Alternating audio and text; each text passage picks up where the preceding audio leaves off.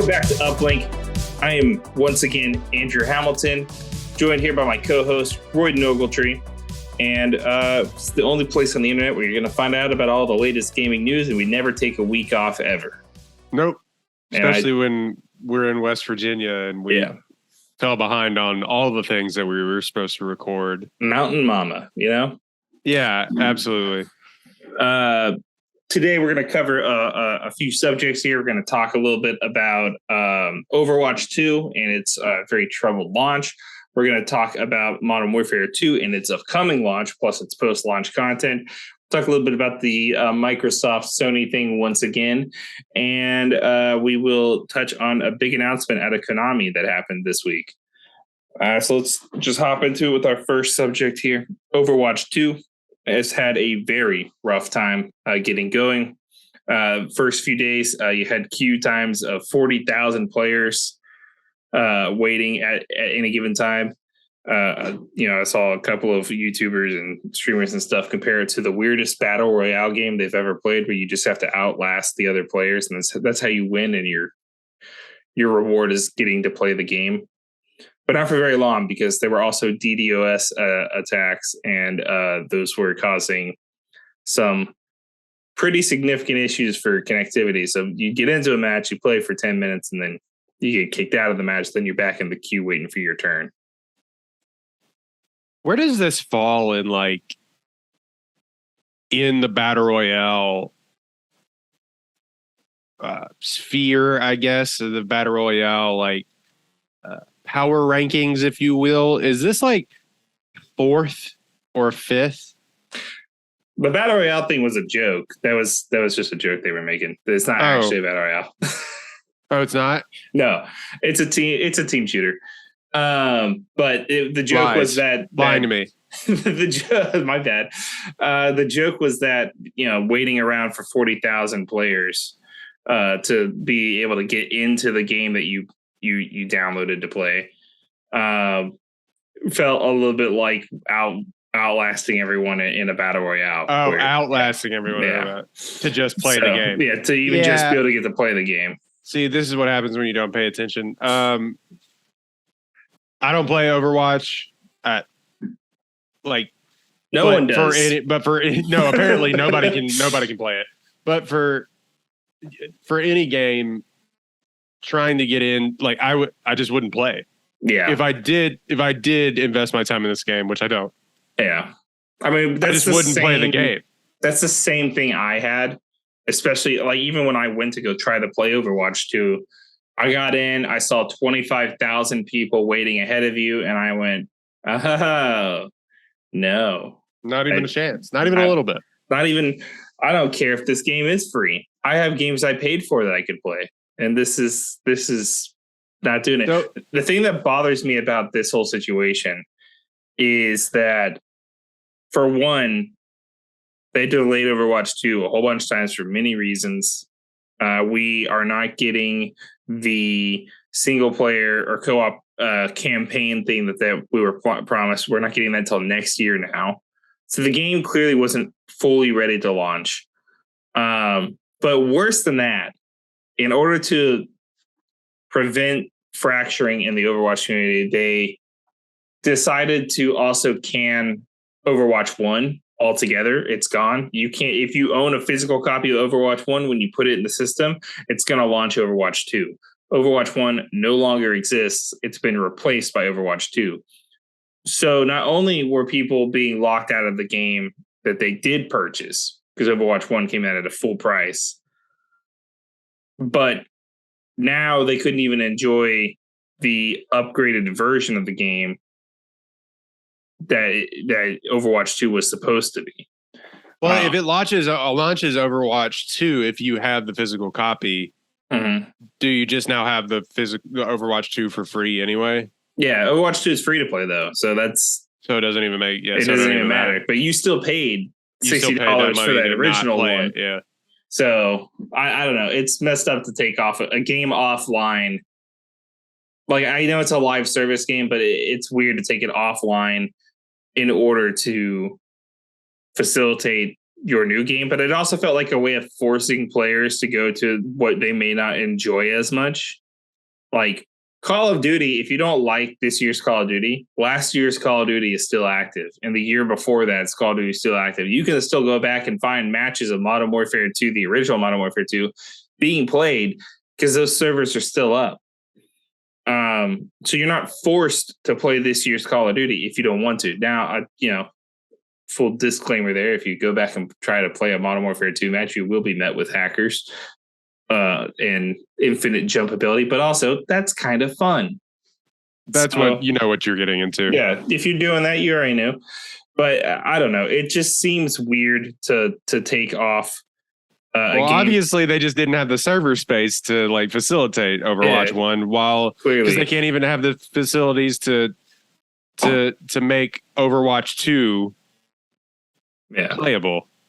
Yeah. So on top of that, Donkey called it and said that they would have to remove Bastion and Torbjorn due to how fun they were to play and what would be qualified as a glitch.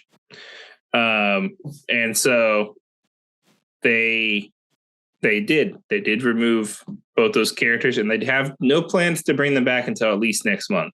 Were they just too good?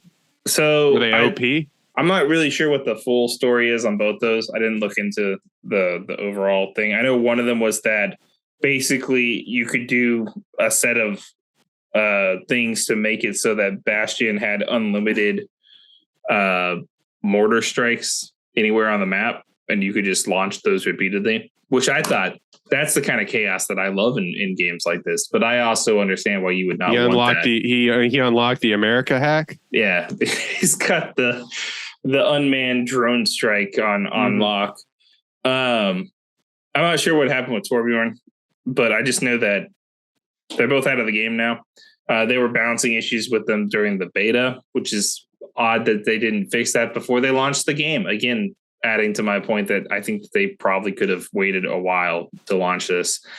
Lastly, the biggest, one of the bigger issues is that they're not planning to balance the game till December at the earliest.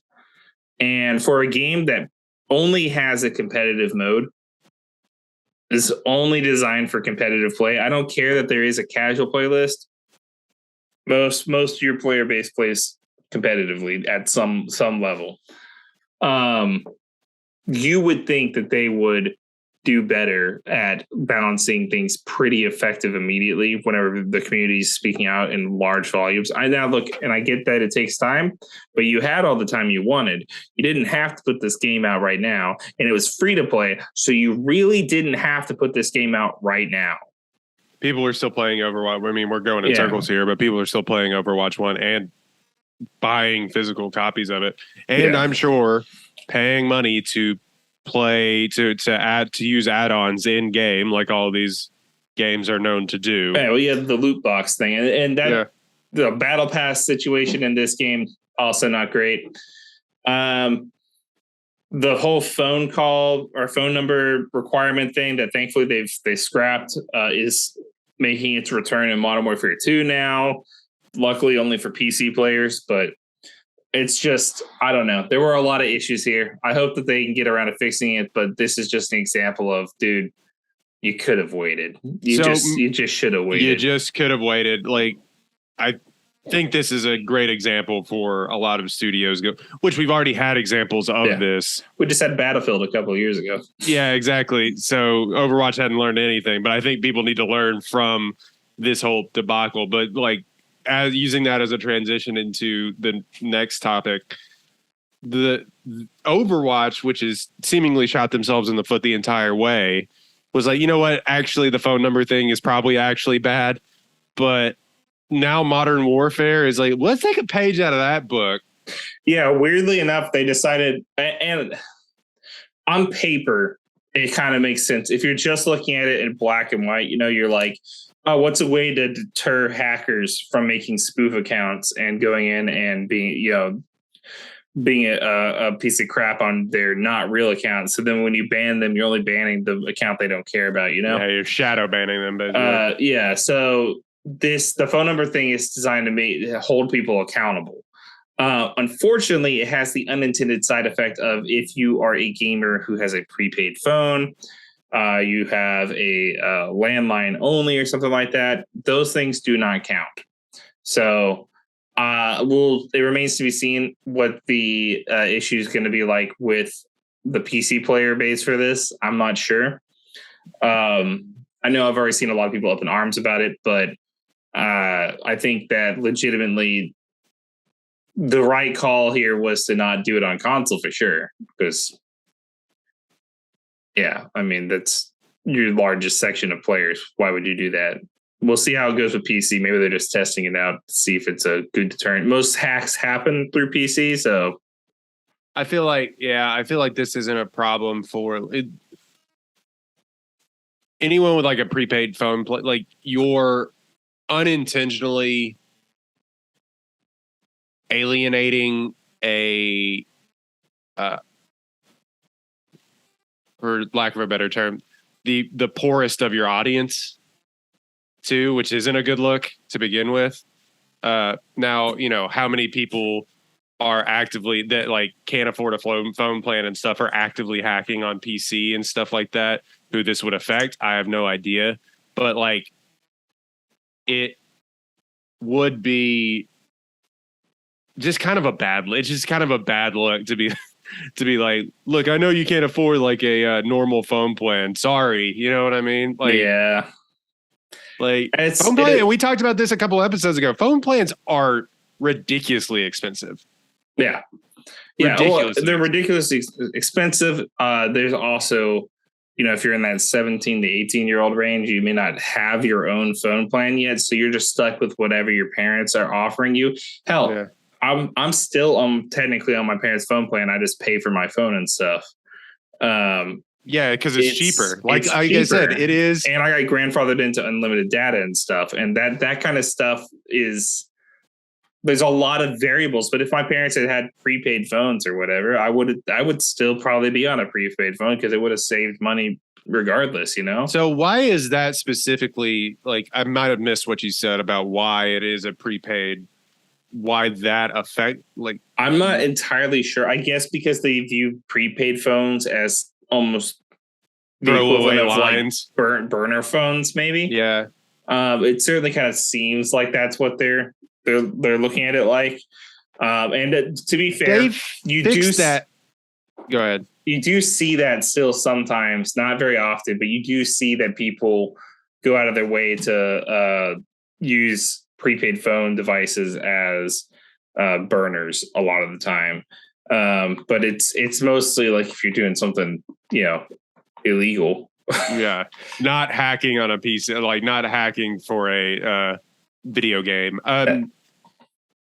They have fixed that a little bit with like those, because it used to be somebody would get my number like at Walmart, like they just go to Walmart and pay for a prepaid phone plan, but then accidentally like get my number or a number like within my family plan. And they'd be like, hey, is this James? And you're like, no. It's like, well, this is the number that he gave me. And it's like, well, James has that's a weird, you know. Yeah. That's it. But they've since fixed that a little bit because that hadn't happened since I was like, you know, 16 or something. Well, they've diversified the way the numbers go out and stuff. And I think there's a lot to be said about all that. Really, there is a bit of like wait and see going on here. We'll have to see how this actually impacts cheating, if it's going to actually even help in the first place. I think if it ends up not being able to prove that it's a worthy addition here, I think that we'll see them probably immediately roll back access to that. And speaking of things that they'll be rolling back, or in this case, rolling out, let's get into a little bit of the happier news about it and talk about some of the post-launch content they've announced going forward. So Modern Warfare's campaign, if you pre-ordered the game, is early accessible today. I've got mine downloaded. I'll be doing a live stream of it tomorrow. Well, today, I guess this will be up on Friday. So I'll do a live stream this morning. I'll have done a live stream already. And it's great. In the Infinite Universe, a live stream has, in fact, happened. I am simultaneously live streaming and not live streaming at all times. I mean, if we think about it, our entire life is a live stream, right? Do you want to get into the deeper philosophical questions of is existence just one live, big live we're just stream? live streaming until our internet cuts off, man. Man, if you really think about it, the universe is just one big Twitch stream. Oh, Jesus. All right. Modern Warfare campaign. So start with the campaign will be early accessible, so that will give people who are excited about the campaign and stuff a chance to get into the game. It also give you a way to earn some early rewards for the multiplayer. As you complete parts of the campaign, you'll unlock 4 additional operators, a couple of additional blueprints, a calling card, and an emblem. So just some cool benefits for playing the campaign, which I like to see that because I know that historically less than 20% of COD players actually play through their campaigns. And while the campaigns aren't always great, the Modern Warfare campaign was excellent. And the early access, like I love the campaigns. Mm. That just goes back to like playing the first game. Yeah. So I'll be playing the campaign whenever I do inevitably buy this. It's always a great way to just get kind of familiar with the slight tweaks to the controls and the new gadgets and stuff that are available in the game. It doesn't play exactly like it's not nearly as fast paced as like the multiplayer is going to be. But I think if you play on some of the harder difficulties, you do earn some real skill to use in multiplayer. But I'm actually legitimately interested in this story. I'm curious to see how closely they're going to follow along the original Modern Warfare's campaign, because the first Modern Warfare's campaign was sort of a prequel. It was like both a reboot and a prequel to the original Modern Warfare's events. So that makes Modern Warfare 2 set in the time period that's closer to the original Modern Warfare. Confused. I'm so confused. Let me just get out my chart here. Yeah. So Modern Warfare, the original Modern Warfare is not.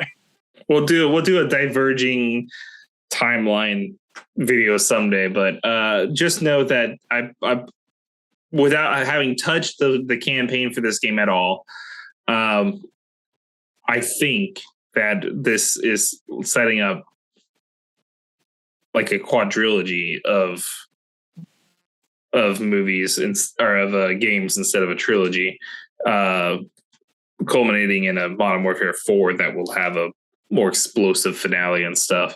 But there's a few characters that we haven't been introduced to yet. There's a few interesting aspects that haven't really made any progress into that world.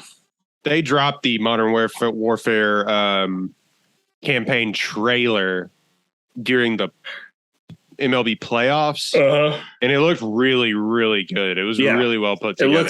It looks phenomenal, and I like the whole cast. I know there's a lot of people out there who are sad that some of the original voice cast weren't able to come back to play like Soap and Ghost, but I think the new voice actors are doing a really good job. So I'm very excited to get into the campaign. Shortly after that, on October 27th, we will get the full game release, including the multiplayer, and that will begin the preseason for Call of Duty. So if you know anything about modern Call of Duty, you know that they now operate on seasons of content. So I think we're in season 7 of Vanguard's content. Those kind of operate in tandem with Warzone and stuff. I think the first full season of the game will launch sometime right around the time that Warzone 2.0 launches in November. So it'll be a little bit of time. Basically, the preseason is just all about unlocking all the equipment and stuff to use before they add new equipment and new maps. The maps for the game are interesting because they've actually separated them out into like immersive events. So you've got multiplayer maps that are set in 3 types of locations. Al Mazrah. I'll put that through a translator and make sure I got that right. Sure, absolutely. As a white man, I know I said it correctly. Mm-hmm. So it's a metropolitan area and its outskirts within the Republic of Adal, which is going to be the main region for Call of Duty's Warzone 2.0. There's several core maps in there that are going to be taking place. I think we played a couple of them in the beta. The more Mexican style setting of Los Alamos, set in Central America. Also a bunch of core maps. That's where the map with the bus and stuff was, Farm 17 or whatever in the beta, which I hope some of these maps have more creative names than Farm 17. Not a great name. Back Alley 12. Yeah. Rundown Mill subsection 3. Pause. And then I gotta go let my dog in. Oh yeah, go for it.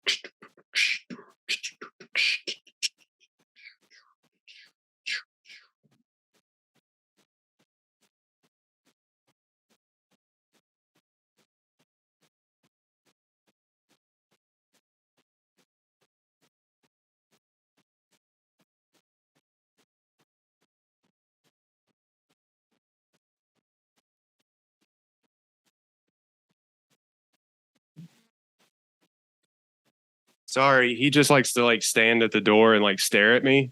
He'll bark to come in and then just stare at me. So that's fun. It's like, what? What do you want? What? I just wanted to be let in, but anyway. We're just hanging out, bro. Okay, so getting back onto it, as somebody who has played the beta already, do you have any early reactions on how this plays? Yeah. So I think we talked briefly about my reaction before, but I really enjoyed Modern Warfare 2's beta, but it did run into the same. And I'm old school. I like Call of Duty to be fast paced, but I don't like it to feel stupid. And I think that while I really enjoyed the new gunsmith, I thought the new perk system is phenomenal. I love the kill streaks. I love the new mobility options of being able to both slide and dive, having the ability to hang off of walls and ledges. I think all that stuff is really cool. What I don't think is cool and never will be is people trying to figure out how to slide cancel so they can hop around the map all the time and bunny hopping around every corner. Those things are very annoying. And they really take me out of the core of the game because there's something just so much more irritating about getting killed by a man hopping up and down. Like, especially since firing your weapon while hopping up and down is a horrendous idea. Disclaimer, don't freaking do that. If you're actively holding a fully automatic weapon in your hand while watching this, please don't start hopping up and down and firing it. That's a bad plan. But, on top of that, I think that I ran into the same problems I always have with Call of Duty. A horrendous spawn system that constantly puts you in front of people that are, just right when you spawn. Love that. I got killed from behind because I spawned in front of someone so many times in that beta. And look, Call of Duty, you've had so many years to figure it out, bro. Why is your spawn system still this bad? You are at the top of the game for first-person shooters. You tell me you don't have the technology, the tools, or the available staff to make a better spawn system? Still? It's insane. No. Simply no. Yeah. There were a lot of really cool things. There's some stuff I didn't really get to mess with. I'm guessing that it's an attachment that you have to have or maybe a perk. But I really like the ability for one of the default classes where you could fire your main weapon and then without putting your main weapon all the way away, pull out your sidearm and fire so that it was faster than doing a full, trade-off draw. There were a lot of cool things. I'm very excited to play it. I do think I'll enjoy it more once Warzone 2.0 comes out because that'll pull most of the bunny hopping population into Warzone and I won't have to deal with them anymore. Noted Warzone haters on this. Yeah, look, guys, battle royale games, they're not for me. I get the appeal, but it's not for me. And I do think that Warzone and multiplayer existing separately would be nice. The progression carrying over from multiplayer to Warzone is fine. I don't care about that. But I do think that they need to be distinctly separate things. I would rather the skins be exclusive to Warzone and not be brought over, like the silly skins be exclusive to Warzone and not brought over into the multiplayer because it just kind of makes it goofy for me. So we'll have to see how that goes. But how long until, and if they haven't done it yet, I guess they won't do it. Because we're just talking about this in its entirety. Do you think that they'll ever get away from like the shorter campaign modes they make too much money off of their online multiplayer and they put all their money into Warzone now because they just simply make too much money off of it. But like, I would really like to see, and not every game has to be open world, and it semi worked, semi didn't versus with Tom Clancy's games about making these not so linear of stories. Or do you think people who play the stories enjoy the cinematicness, if that's even a word, of it? I think Call of Duty's campaigns are the Michael Bay of storytelling in video games. It's explosive, it's action-packed, and it's super specific about the style that it's trying to convey it in. I think if you put too much divergence into the gameplay, you would end up with a less focused, I think that the flaws of Call of Duty's campaigns would come out more if it was less linear.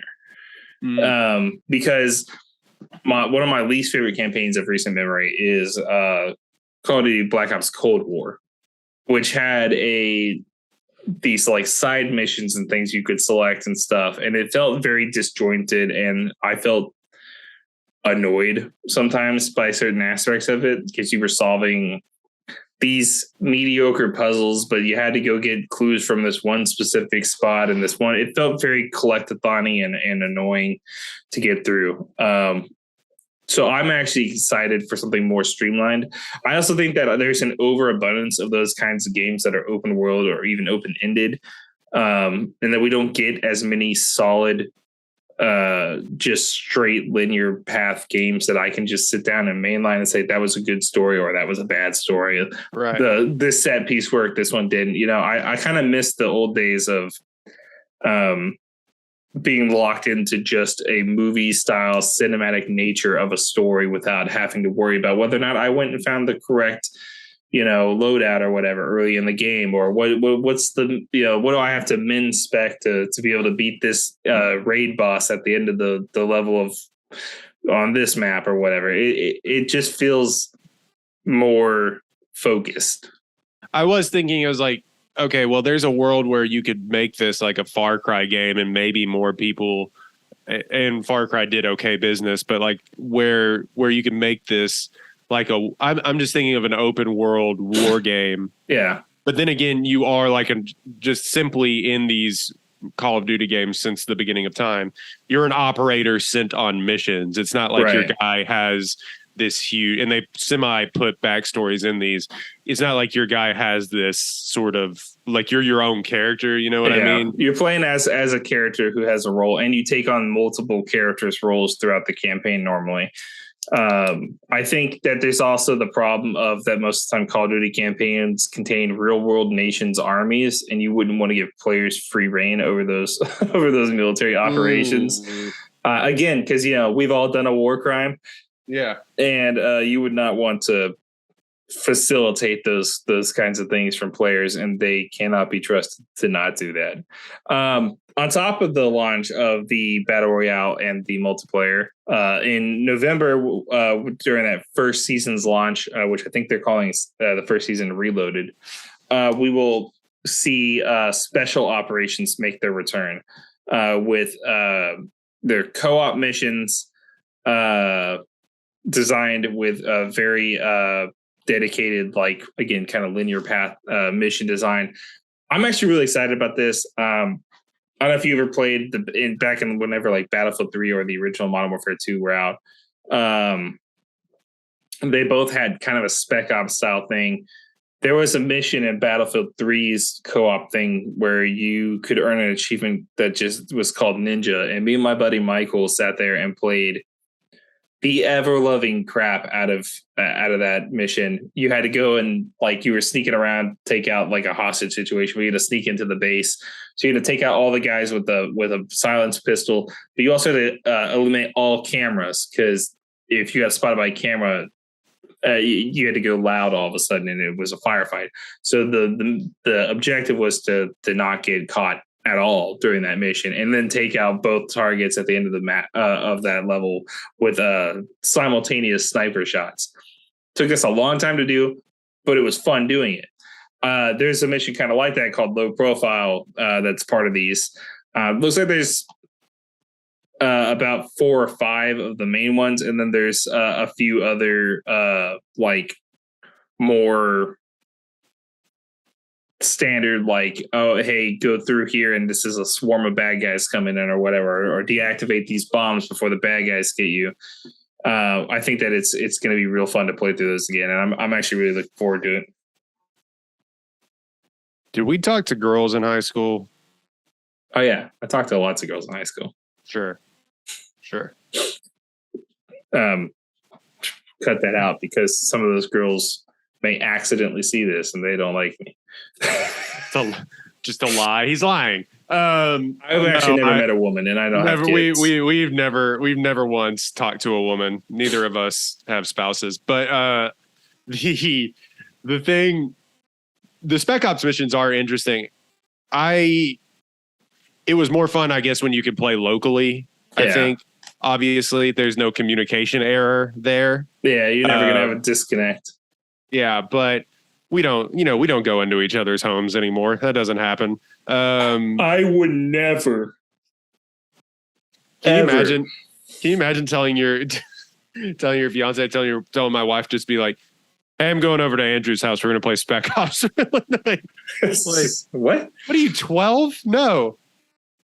I mean, I guess if I had more availability in my day, I would do, like, if I lived close. I think if I was neighbors with you or something like that, I'd be like, I'm heading over to Royden's. We're gonna do whatever. That's fine. But like, now that we're adults and we all live like across town from each other and stuff, and it's not like, hey, after school, do you want to go over to my house? Yeah. Oh, hell yeah, bro! Like, absolutely. No one's actively doing that, and I feel like, it's one of those things you lose with time, guys. Man. When you grow up, you stop getting to have real friendships. Kids these days will never know the feeling of owning your bro and him getting mad and throwing his expensive PlayStation controller through his TV.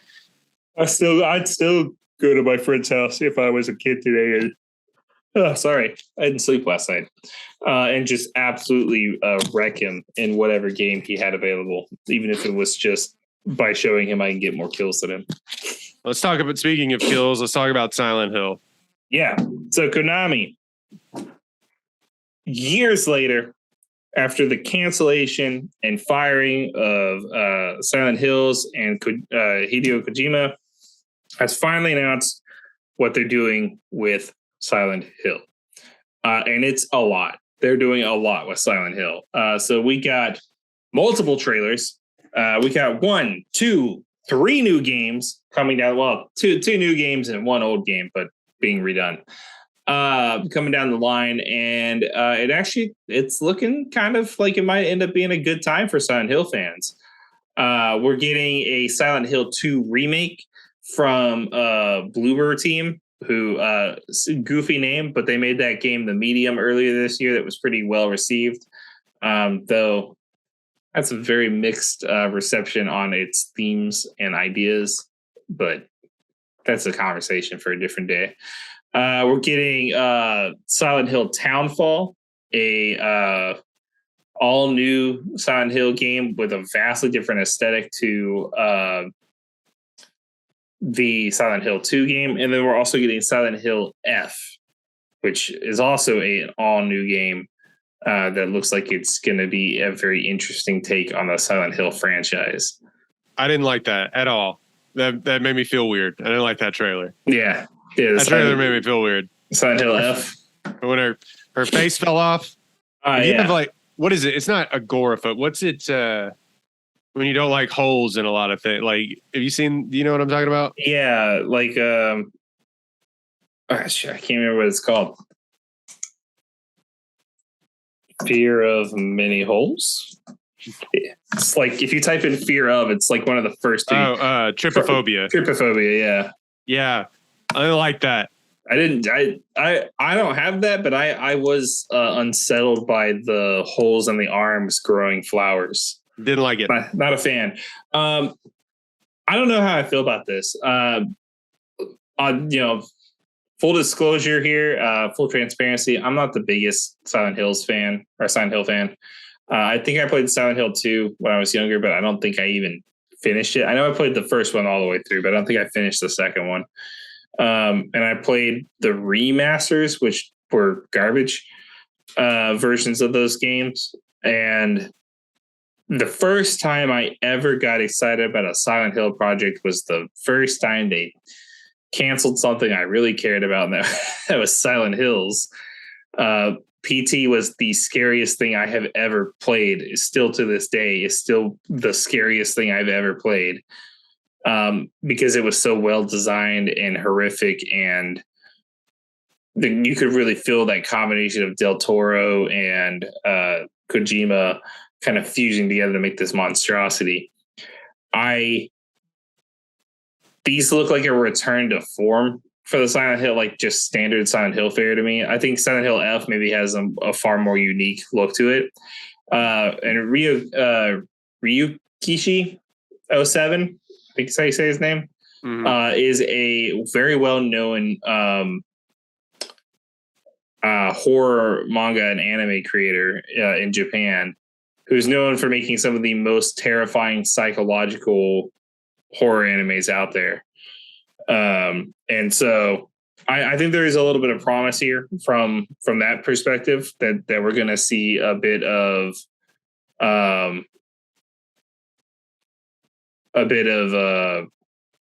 a change up to the formula from that one maybe, but the other one, nah, I'm good. Townsfall is not really my thing. The silent one of these is coming from one of these is coming from maybe Annapurna Interactive. Yeah. Which we were talking about the other day, and I told you if Annapurna is a film studio. So this is a break off of a film studio, Annapurna Pictures, who's done things like hold on. They did things like Zero Dark 30, Vice, Foxcatcher, American Hustle. Yeah, a lot of good movies. The Master, basically all of Paul Thomas Anderson's movies. And so them getting into this storytelling space, which they've had since 2017. And I'm not quite sure how many of these are. I mean, they did Outer Wilds. Excellent game. Yeah. They did this year's Stray. And so to be clear, they did Stray. They are the publisher. They don't develop the games, but they're the publisher for it. But it is interesting that they've had a history of putting out narratively good stories and films. Yeah. Not all their stuff are hits, but I am excited that Annapurna is involved. I am a little. I don't know. Konami's just been real weird since the Silent Hills thing. I think that really kind of screwed themselves over on that one. So explain to me the Silent Hills thing as a person that as an uninformed. Okay, so back in 2015, I want to say, we got a look at an upcoming game from an unknown studio, Studio 1886, something like that. And it was a game called PT. And the demo was available right from that second. And you could do a download. It was a PlayStation exclusive at the time. You went and downloaded it, you played it, and slowly people started to piece together that this game was not by an unknown studio. It was by Hideo Kojima and Konami, who were pretending to be someone else to trick people. It was a brilliant piece of marketing. And again, it's one of the scariest things I've ever played. And after everyone worked together, it turned everyone on the entire internet into a cyber sleuth briefly, as we all came together to solve the puzzle, zooming in on weird parts of pictures to get a piece of a message, poking the eyes out of a different picture, collecting puzzle pieces. It all came together to reveal that this was actually PT stands for playable teaser. And we actually just got our first taste of an upcoming game called Silent Hills, a continuation of the Silent Hill franchise, being done by Hideo Kojima of Metal Gear Solid fame, and co-headed up by Guillermo del Toro, which is an insane combo that... All right. You heard of this guy? You heard of him? You seen this? Heard of this? It's like two of the biggest legends in their respective industries coming together, and that's pretty crazy. Later on there was some fallout that happened from between Kojima and Konami, which led to Konami really unfairly firing Kojima and scraping his name off of everything. They put out a fairly unfinished version of Metal Gear Solid 5 that initially I think didn't even have his name attached to it.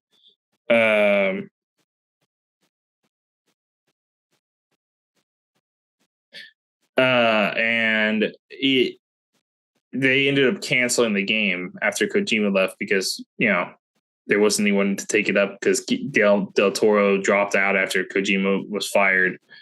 Also, historically, not a game developer either. No, well, and here's the thing. Guillermo del Toro has actually been involved in like 3 games so far, and every single one of them has been canceled through no fault of his own. So he's decided that he's cursed. I guess 4 games technically, because he did end up being in a Hideo Kojima game. He was in Death Stranding. He was in Amazon mail delivery, the game. Yeah, which is one of the games that exists.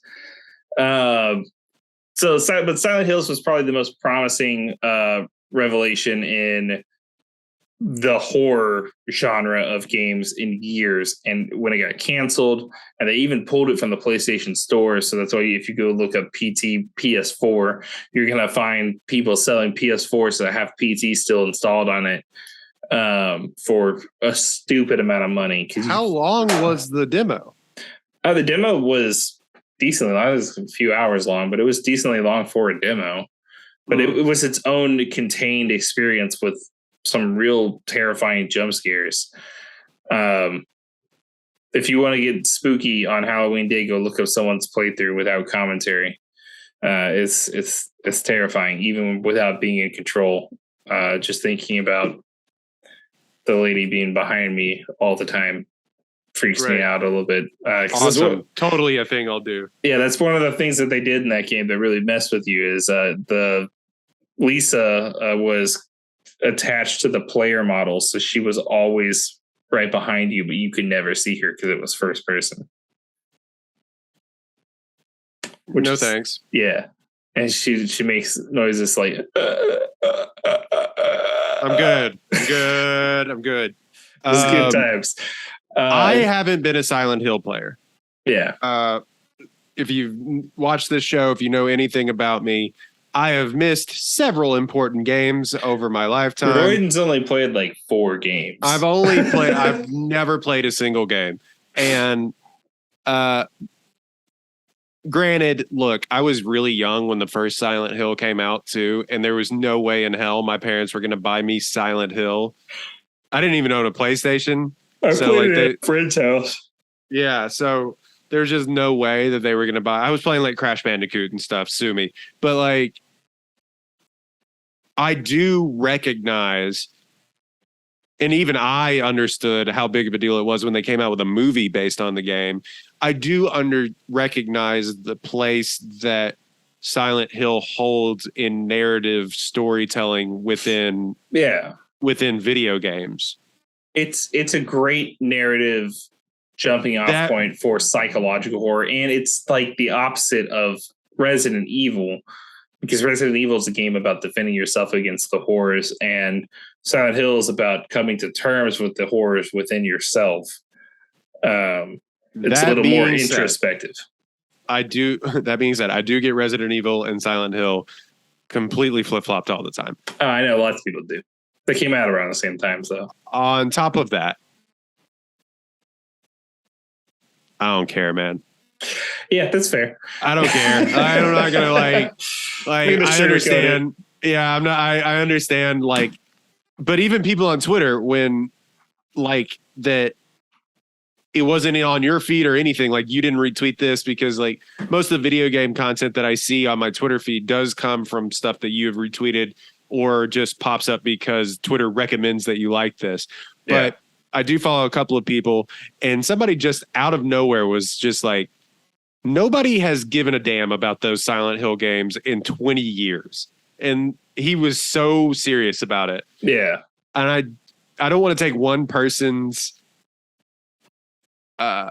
hate or disdain for these games as gospel, because there are a ton of people, but I just don't know what the general consensus would be. Like, people aren't tripping over themselves to go play the new Silent Hill games. I don't think especially 3 new Silent Hill games. I don't think that the problem is that no one cares, because I actually know a lot of people who are really excited about these ideas, and that there's new talent being brought on. I think what people were not excited about was the prospect of Konami continuing to have the Silent Hill franchise, because Konami has notoriously not done great at handling their franchises. See Metal Gear Survive, which was an atrocious attempt to cash in on the Metal Gear name right after they fired Hideo Kojima, by making a zombie game, a genre of game no one wanted at that time. I'm trying to sneak, but the clap of my...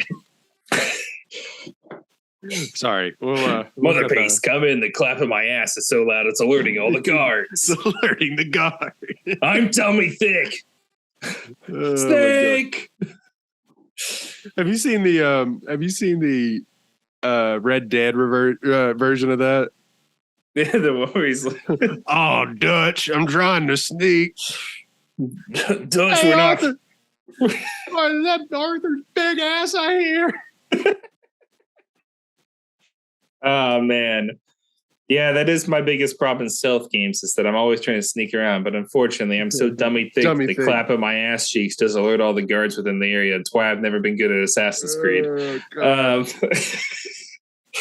Which the bravest thing the Assassin's Creed game series could do would be to give me the ability to turn on the ass clap cheeks. to make Altair dummy thick. It needs to be like, you remember Big Head mode? It needs to be dummy thick mode. Oh my god! All right, what the hell were we talking about? Oh yeah, Silent Hill. Yeah, people do care. I just think that people are a little tired of the shenanigans and bullshit that Konami is constantly pulling out when it comes to their franchises. I had kind of hoped that maybe, especially since the Silent Hill 2 remake turned out to be a PlayStation 5 console exclusive, at least for the first year. I had kind of hoped that maybe like Blue Point Studios, who did the recent Demon Souls remake, would get their hands on Silent Hill, or that maybe I don't know, another team that's been working on something more interesting in the horror space would get a chance at it. I'm glad that they're doing multiple games because that means that we'll have multiple takes on the franchise, which means that maybe at least one of them will be worth your time.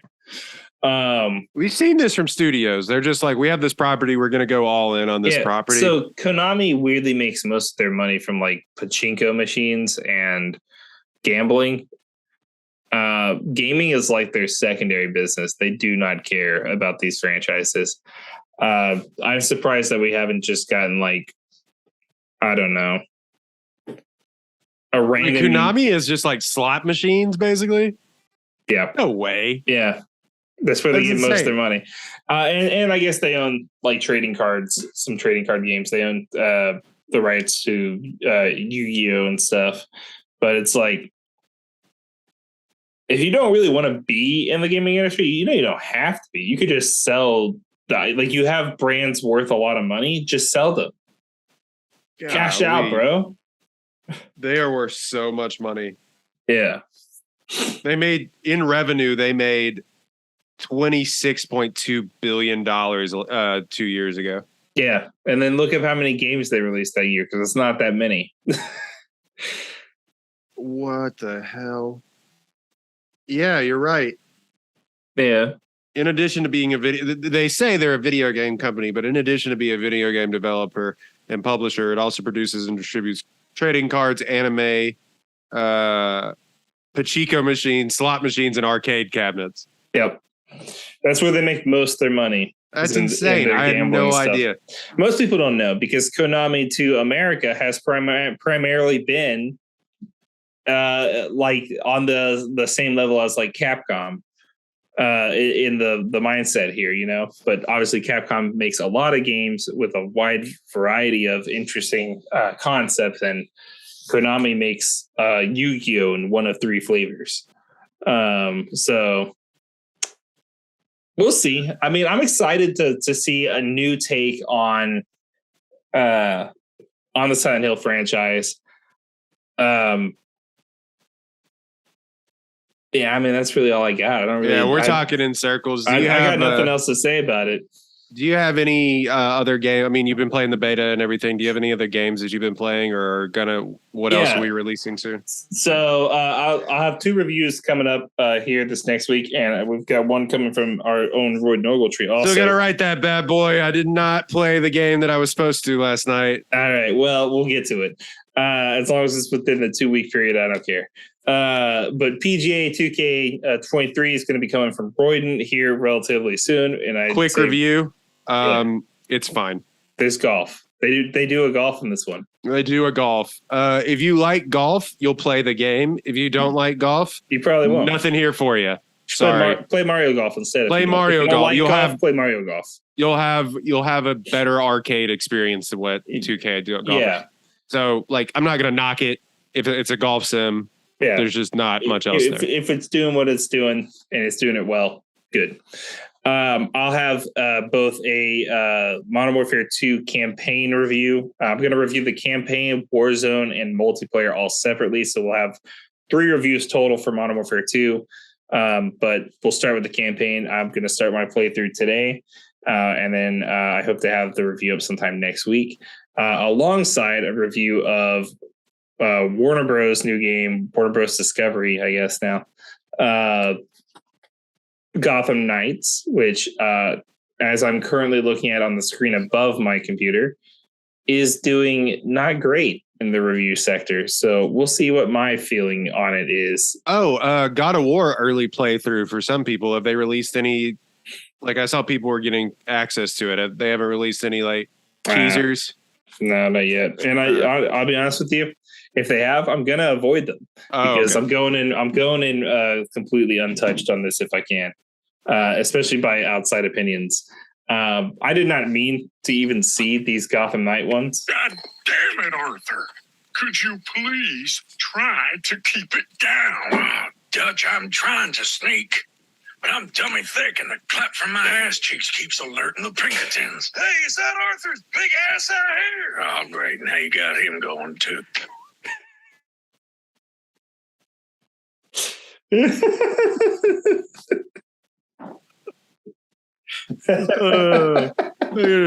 Unusable episode. Oh man. Oh god, that's so good. Yeah, Gotham Knights. I'll have that review up next week as well. It's not looking good as far as what I've seen so far. I did not really even mean to see any of these reviews, but the first thing that popped up on my YouTube feed today is Gotham Knights. We had been calling it is bad ? Yeah, we'd been calling it. I feel like we all knew. It didn't look good. I haven't played it yet, so we'll see. But I'm guessing that it's going to feel like the cheapened knockoff version of the Gotham or the Arkham Knight game. Even though it's not set in that universe, but very much tried to imply that it was. I feel like, I don't know. Well, I'll get into it. So we'll have that review coming up.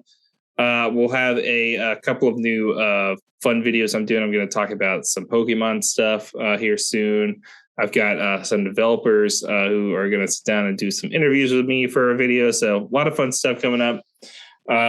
It's not much left in the month of October. So really Modern Warfare 2 is our last big hurrah for the month. And then November hits and we are swamped once again. So be on the lookout. We're going to try to be as consistent and on time as we can with these reviews. But we are looking to hit them out of the park as often as we can. But then things like this week happened where I've had 3 flat tires in the last 2 days. So sometimes we'll see. You gotta go to West Virginia. Yeah, and you don't get a choice. Yeah, exactly. All right, West Virginia, take us out. You can find us at Hardwired, Ham on Hardwired on Twitter. You can find us on Hardwired on YouTube. You can, if you just want to watch these, just Google the Uplink or YouTube the Uplink on Hardwired. Go like and subscribe, download, rate, review, do all the things that you want to do. You can find me at BitTorrent. Yeah, exactly. You can find me at Royden Ogletree. Again, we're going to be releasing the 2K review. Okay, like it'll be all right. And yeah, that's pretty much it. All right. Well, hey, thanks for joining us, guys. We'll catch you back here again next week. Until then, subscribe and we'll catch you next time. See you. Keep alerting the Pinkertons. Oh, man.